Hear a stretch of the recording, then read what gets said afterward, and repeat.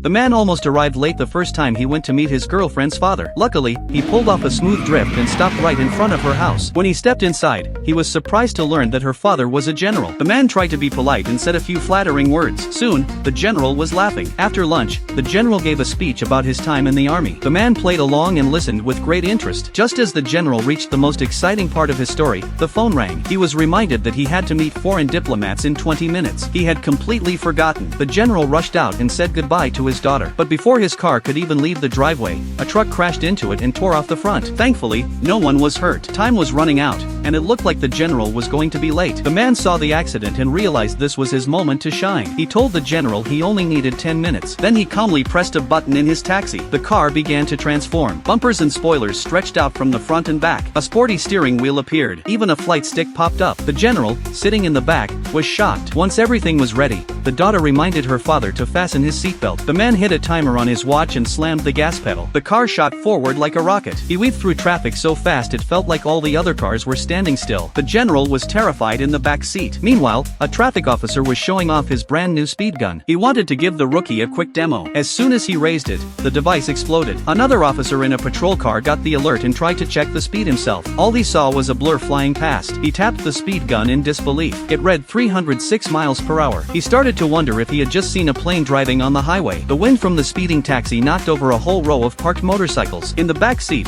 the general looked out the window and saw the airport up ahead. The plane was about to land. There was no time to go through the main entrance, but that was no problem for the man. He pressed another button, and two wings shot out from under the car. He gripped the flight stick and drove straight up a ramp. The car lifted into the air and flew over the fence. It landed smoothly inside the airport perimeter. The taxi and the airplane came to a stop at the same time. The general arrived right on schedule, though he didn't look very well. Still, he stood up straight and welcomed the honored guests who had just landed. If you owned a land plane like that, what would you do with it? Would you use it for something great or just be a taxi driver like him?